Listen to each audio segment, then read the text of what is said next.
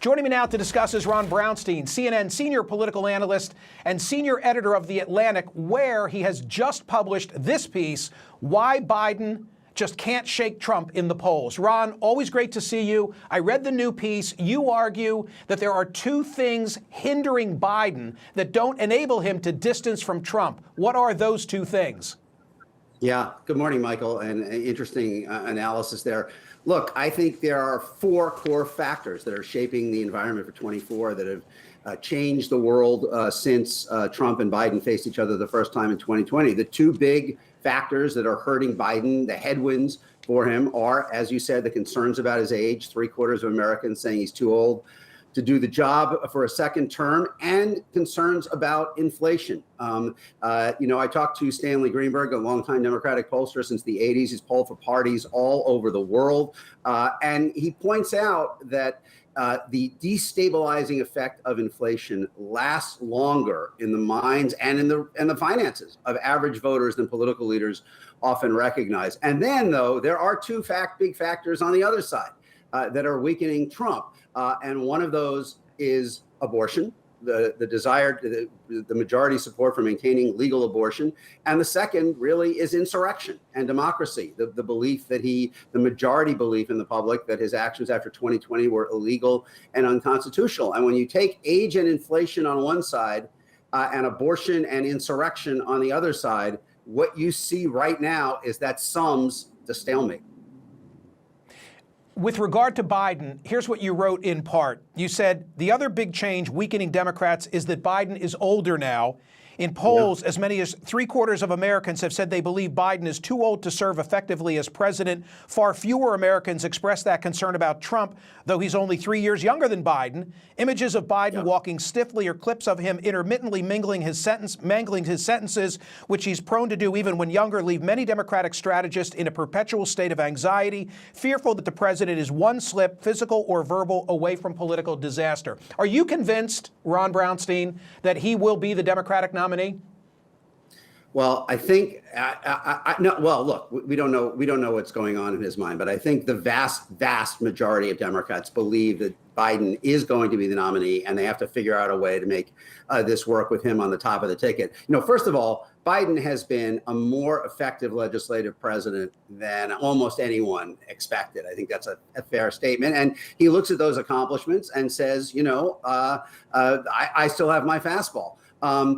Second, I think him and the people around him are much more worried than you suggested that a fight to succeed him would tear apart the Democratic Party precisely as it needs to go up against what I think virtually all Democrats and many non-Democrats view as an existential threat to American democracy in Trump. And then third, people don't succeed, hand over power as president very often. Who was the last president did not run for re-election? I think it would be Calvin Coolidge, right? Did not seek at least one re-election. So, there are lots of reasons why he should consider stepping off the stage, but there are also some powerful ones for why he would stay in. And I think most Democrats believe that it's going to be the latter course, and they've got to figure out a way to make this work. And by the way, if you look at the 2022 results, despite all of the problems that Biden faces, they were all present there in 2022 as well. And in the states that will likely decide the winner next year, Arizona, Michigan, Pennsylvania, Wisconsin among them,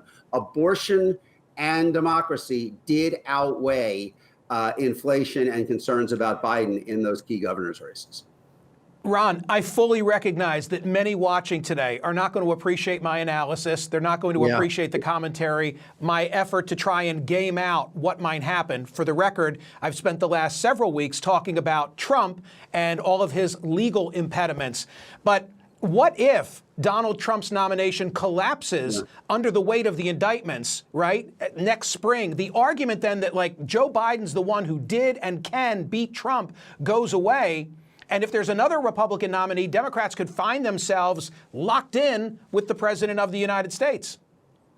Yeah, look, there's a lot of concern about Biden running against a different Republican, especially one who is younger. I think Democrats 6 months ago thought DeSantis was clearly a tougher candidate to beat than Trump. I think many of them are not so sure right now that DeSantis is actually tougher than Trump. But look, Biden's vulnerabilities are real. I mean, there is clearly a majority of the country that is very everything he's managed to achieve in his first term, especially with a big trio of economically related bills. That is real. I think Democrats are frustrated and a little unnerved by how sustained that resistance has proven in polls, despite all of the leak growing for Trump.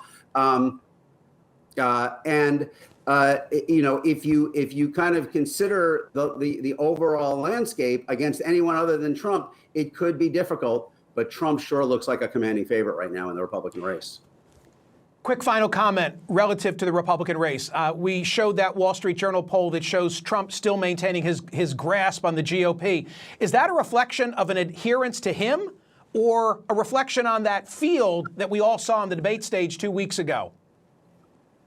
I think it's more the former than the latter. I mean, I think what Trump has done is successfully convinced, and it wasn't really hard, the majority of the Republican electorate to view the indictments the way he wants them to see them, as an attack on them through him. Look, his message from the beginning has been that I am, in effect, the human wall that will protect you against all of the forces in society that he alleges, and many Republicans believe, are trying to marginalize them. And he has basically made this just the latest manifestation of that. So supporting him in the primary becomes a way to stand up to the liberal establishment and the deep state and all of these other forces. But it is worth noting, I think you're right, inside the circle of the Republican coalition, there are a majority of voters who say they do not want Donald Trump to be president again if he is convicted of a crime. So you've got two candidates who are defined more by their weaknesses than their strengths heading into this potential rematch. Ron, your piece today in The Atlantic, as usual, is terrific. Thank you for being here.